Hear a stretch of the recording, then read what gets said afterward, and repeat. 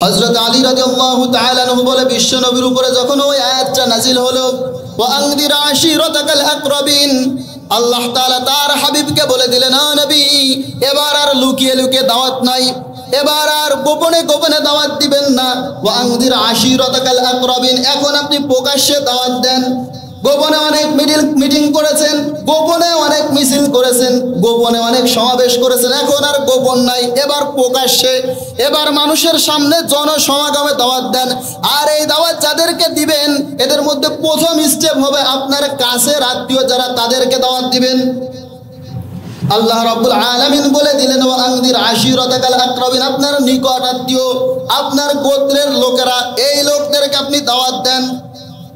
জামা রাসূলুল্লাহ সাল্লাল্লাহু আলাইহি ওয়াসাল্লাম কুরাইশান ফাকালা, মুহাম্মদ সাল্লাল্লাহু আলাইহি ওয়াসাল্লাম কুরাইশদেরকে জমা করলো। কুরাইশরা আসলো। কুরাইশরা আসার পরে সমস্ত মুহাম্মদ সাল্লাল্লাহু আলাইহি ওয়াসাল্লাম তখন উঠেছে সাফা পাহাড়ে, উঁচু স্থানে। এই সাফা পাহাড়ের চূড়াই থেকে মুহাম্মদ সাল্লাল্লাহু আলাইহি ওয়াসাল্লামকে দেখা যায়। এবার মুহাম্মদ সাল্লাল্লাহু আলাইহি ওয়াসাল্লাম মক্কার কুরাইশদেরকে উদ্দেশ্য করে বললেন, ইয়া সবাহা, ইয়া সবাহা, এটা আরবি একটা শব্দ। এই শব্দটা দিয়ে তৎকালীন সময়ে শত্রু আসছে এমনটা বোঝানো হতো। যুদ্ধের আগে, যুদ্ধের প্রস্তুতি নিয়ে যদি শত্রুরা আসে, এই শত্রুদেরকে হুঁশিয়ারি করার জন্য, মানুষদের মধ্যে হুঁশিয়ারি দেওয়ার জন্য বলা হতো ইয়া সবাহা। মুহাম্মদ সাল্লাল্লাহু আলাইহি ওয়াসাল্লাম সাফা পাহাড়ের মধ্যে উঠে সমস্ত কুরাইশদেরকে উদ্দেশ্য করে বললেন, ইয়া সবাহা ফাজতামাউহু, সমস্ত কুরাইশরা আসলেন। এবার আসার পর আল্লাহর হাবিব ফাকালা, আল্লাহর হাবিব এই সমস্ত কুরাইশদেরকে উদ্দেশ্য করে বললেন, সমস্ত কুরাইশরা শোনো, আমি যদি তোমাদেরকে বলি এই পাহাড়ের অপর পাশে শত্রু আছে, এই শত্রুরা তোমাদের উপরে আক্রমণ করতে পারে, এই কথাটা কি তোমরা বিশ্বাস করবা? কাফেরদেরকে বলতেছে, আমি যদি তোমাদেরকে বলি এই পাহাড়ের পাদদেশে অপর পাশে শত্রু আছে, এই কথাটা আমি যদি বলি, এই কথাটা কি তোমরা বিশ্বাস করবা নাকি? সমস্ত কাফের ক্বালু, সমস্ত কাফের সরস্বরে একত্রিত বলল, ক্বালু নাআম, অবশ্যই আমরা এটা বিশ্বাস করব। মা জাররাবনা আলাইকা ইল্লা সিদকা, কারণ এর আগে আমরা তোমার থেকে যত কথা শুনেছি সব সময় তোমাকে সত্যবাদী হিসাবে আমি পেয়েছি। সুবহানাল্লাহ বলবেন না? সমস্ত কাফেররা বলল যে তুমি যদি এটা বলো অবশ্যই আমরা, ক্বালু নাআম, একত্রে সবাই মিলে বলল ক্বালু নাআম, অবশ্যই আমরা বিশ্বাস করব। কারণ মা জাররাবনা আলাইকা ইল্লা সিদকা, এর আগে তোমার কাছ থেকে যত কথা আমরা শুনেছি তোমার কাছ থেকে কখনোই মিথ্যা কথা আমরা পাই নাই। আল্লাহর হাবিব সাল্লাল্লাহু আলাইহি ওয়াসাল্লাম বললেন, আমার কথা যদি সত্য হয়ে থাকে, এক বাক্যে আমার কথাকে যদি তোমরা সত্য মনে করো, তাহলে তোমরা শোনো, ফাইন্নী নাযীরুল লাকুম বাইনা ইয়াদাই আযাবিন শাদীদ, তাহলে কাফেররা তোমরা শোনো, আল্লাহ রাব্বুল আলামিন আমাদেরকে তোমাদের সামনে যে আযাব রয়েছে এই আযাব থেকে তোমাদেরকে ফিরানোর জন্য আল্লাহ রাব্বুল আলামিন আমাকে সতর্ককারী অর্থাৎ নবী হিসাবে প্রেরণ করেছে। কথা বোঝেন? এতক্ষণ সার্টিফিকেট দিয়েছে, অবশ্যই তুমি সত্যবাদী, কারণ তোমার কাছ থেকে একটা কথা মিথ্যা আমরা পাই নাই। এবার আল্লাহর হাবিব বললেন, তো আমি যদি সত্যবাদী হয়ে থাকি তাহলে আমার একটা সত্য কথা শোনো, আল্লাহ রাব্বুল আলামিন আমাকে সতর্ককারী হিসাবে অর্থাৎ নবী হিসাবে পাঠাইছে। এই কথা যখন সমস্ত কাফেররা শুনছে, এই কথা শোনার পরে আপনারা বলেন, আওয়াজ দিন, সমস্ত কাফেররা বিশ্বনবীকে নবী হিসাবে মানছে? আবু লাহাব যখন এই কথাটা শুনলেন, শোনার পরে মাথা হয়ে গেছে হিট, মাথা হিট হওয়ার পরে বলতেছে, তাব্বাল্লাকা ইয়া মুহাম্মদ, মুহাম্মদ ধ্বংস হও, তোর কাছ থেকে এ ধরনের কথা আমরা আশা করিনি। এতদিন গোপনে গোপনে দাওয়াত দিছো এটা আমরা জানি, কিন্তু এবার প্রকাশ্যে এটা কি শুরু করলি মুহাম্মদ? তাব্বাল্লাকা ইয়া মুহাম্মদ, মুহাম্মদ তুই ধ্বংস হ। ও মিয়া, সাফা পাহাড়ের পাদদেশে আবু লাহাব মুহাম্মদকে উদ্দেশ্য করে কি বলে? আরশ আজিম থেকে এটা যিনি দেখেন আওয়াজ দিয়ে বলেন তিনি কে? আল্লাহ রাব্বুল আলামিন বললেন, তাব্বাত ইয়াদা আবি লাহাব, ও আবু লাহাব, তুই আমার নবী, আমার বন্ধু, আমার হাবিব, তাকে ধ্বংস হওয়ার কথা বলিস, তাব্বাত ইয়াদা আবি লাহাব। ও আবু লাহাব, তুই শুনে রাখ, তুই শুধু ধ্বংস হবি তাই নয়, তোর দুইটা হাত ধ্বংস হবে, অর্থাৎ তোর যা কিছু আছে, দুইটা হাত, ডান অর্থ জীবন আর বাম অর্থ পরকাল, তোর দুনিয়াও ধ্বংস, আখিরাতও ধ্বংস। বলেছেন কে? আল্লাহ। শুধু আবু লাহাব ধ্বংস হবে এটাই বললেন না, আবার তার স্ত্রী ওয়ামরাআতুহু হাম্মালাতাল হাতাব, ওর স্ত্রীও ধ্বংস হবে। লজিক আছে না নাই? স্ত্রী কেন ধ্বংস হবে? কারণ আল্লাহ রাব্বুল আলামিন আবু লাহাব সে বিশ্ব নবীর বিরুদ্ধে চক্রান্ত করেছে, আর এই চক্রান্তে আর এই জুলুমের সহযোগী হয়েছিল আবু লাহাবের স্ত্রী। আল্লাহ রাব্বুল আলামিন তার স্ত্রীর কথা বলেও বুঝালেন, আবু লাহাব একা ধ্বংস হবে তাই নয়, তোকে যে সাহায্য করে, তোকে যে সহযোগিতা করে, সেও ধ্বংস হবে। ঠিক কি না? ও মিয়া, যে ব্যক্তি আয়না ঘর বানায়, ওই আয়না ঘর যে জালেম বানাইছে, ওই জালেমও ধ্বংস হবে। আর এই জালেমের হাত যিনি শক্ত করেছেন, সেও ধ্বংস হবে।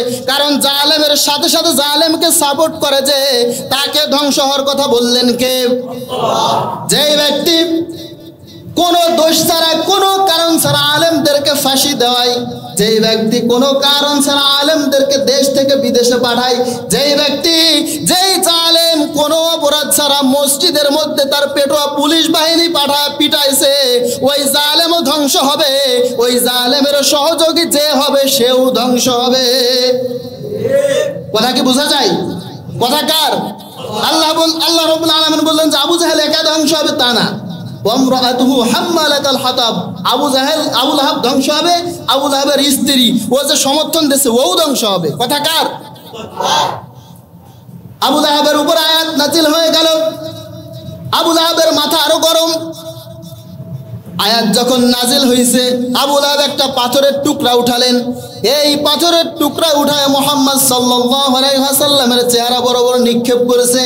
আমার নবী, যার চেয়ে সুন্দর কোন মানুষ আল্লাহ রাব্বুল আলামিন এই পৃথিবীতে একটাও পাঠায় নাই, ওই সুন্দর চেহারাতে যখন এইটার পাথরের টুকরাটা লেগেছে, ফিনকি দিয়ে রক্ত বের হয়ে গেলেন।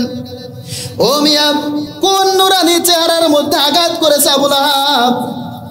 সাহাবারা বলে, বিভিন্ন হাদিসের কিতাবে, সিরাতের কিতাবে এসেছে, অনেক সাহাবা বর্ণনা করেছে, আমাদের যখন ক্ষুধা লাগতো, 2 দিন 3 দিন খাবার থাকতো না, দৌড় দিয়ে চলে যেতাম বিশ্বনবীর দরবারে। বিশ্বনবীর চেহারাটা দেখা মাত্রই আমাদের ক্ষুধা আল্লাহ তাআলা নিবারণ করে দিতেন। সেই চেহারার মধ্যে আবু লাহাব আঘাত করল। আয়েশা রাদিয়াল্লাহু তাআলা আনহা বলেন, তোমরা অনেকেই জানো, সাইয়েদনা ইউসুফ আলাইহিস সালামকে আল্লাহ তাআলা সবচেয়ে নিখুঁত করে, সবচেয়ে সুন্দর করে বানিয়েছিলেন। ইউসুফ আলাইহিস সালামের চেহারা দেখে মিশরের যে সকল নারীরা ফল কাটতে যে তাদের হাতের আঙ্গুল কেটে ফেলেছিল, আল্লাহর কসম করে বলে, ওই সকল নারীরা যদি আমার নবী জনাবে মুহাম্মদুর রাসূলুল্লাহ সাল্লাল্লাহু আলাইহি ওয়াসাল্লামকে দেখতো, তারা হাতের আঙ্গুলি নয়, কোন ফাঁকে নিজেদের কলিজাটা কেটে ফেলে দিত, তারা টেরও পেত না।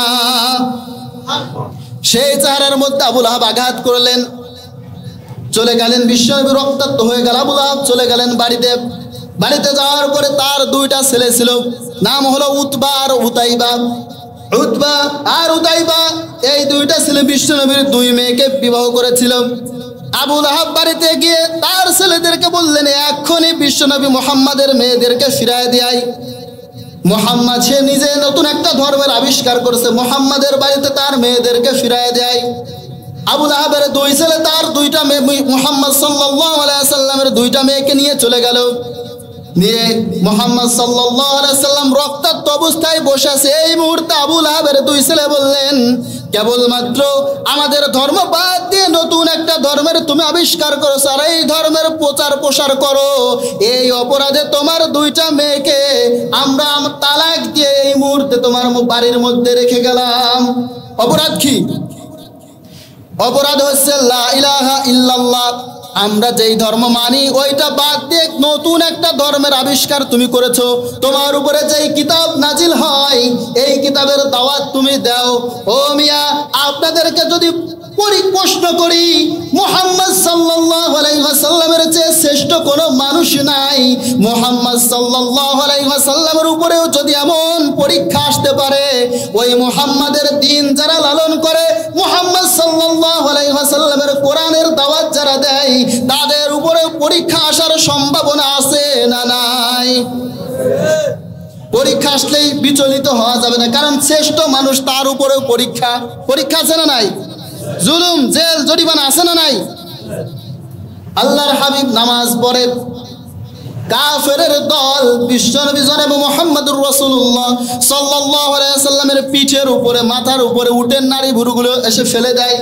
ফাতিমা রাদিয়াল্লাহু তাআলা আনহু পরিষ্কার করে। কাবার চত্বরে আবু বকর রাদিয়াল্লাহু তাআলা আনহুর থেকে বর্ণনা হয়েছে, আবু বকর রাদিয়াল্লাহু তাআলা আনহু দেখছেন একদিন কাবার চত্বরে মুহাম্মদ সাল্লাল্লাহু আলাইহি ওয়াসাল্লাম নামাজ পড়ছে।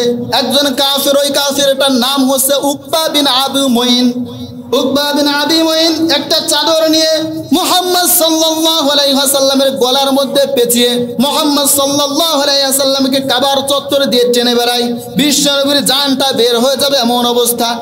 আবু বকর রাদিয়াল্লাহু তাআলা আনহু ওই কাফেরের সামনে যেয়ে বললেন, ওই কাফেরের হাত থেকে বিশ্বনবীকে সরাইছে, সরানোর পরে বললেন, আতাকুলুনা রাজুলান আইয়াকুলা রাব্বি আল্লাহ, তোমরা কি শুধুমাত্র কেবলমাত্র এই কারণে একটা মানুষকে হত্যাই করে ফেলবে যে শুধুমাত্র বলে আমার রব আল্লাহ? আমার রব কে? আমাদের রব কে? আল্লাহ ছাড়া দ্বিতীয় কোন ইলাহ, আল্লাহ ছাড়া দ্বিতীয় কোন রব আমরা মানি? মুসলমান মানতে পারে? মুহাম্মদ সাল্লাল্লাহু আলাইহি ওয়াসাল্লামের উপরে পরীক্ষা। এই পরীক্ষা মুহাম্মদ সাল্লাল্লাহু আলাইহি ওয়াসাল্লাম নবুয়তের শুরু থেকে জানা দেয় নাই। অর্থাৎ মুহাম্মদ সাল্লাল্লাহু আলাইহি ওয়াসাল্লামের এই পথ, এই মত যারা গ্রহণ করে, মুহাম্মদ সাল্লাল্লাহু আলাইহি ওয়াসাল্লামকে দেখে দেখে যারা গ্রহণ করছে, তারা হচ্ছে সাহাবায়ে কেরাম। তারা কারা? সাহাবায়ে কেরাম। তো ওইখান থেকে আপনি দেখে আসেন না, সাহাবায়ে কেরামের উপরে পরীক্ষা ছিল না? ছিল কি ছিল না? পরীক্ষা আসছে না আসে নাই?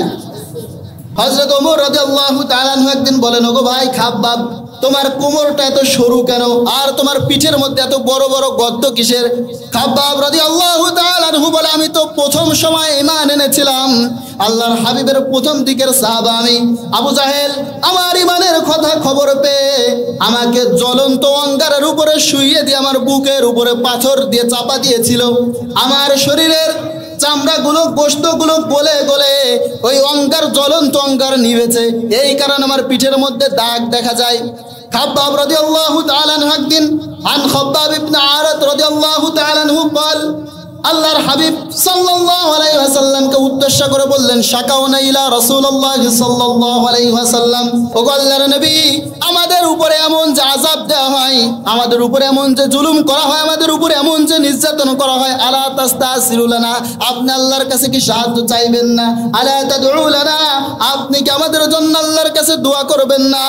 আল্লাহর হাবিব সাল্লাল্লাহু আলাইহি ওয়াসাল্লাম তখন কাবার সঙ্গে হেলান দিয়ে শুয়েছিলেন। আল্লাহর হাবিব খাব্বাবের এই কথা শুনে উঠে গেলেন।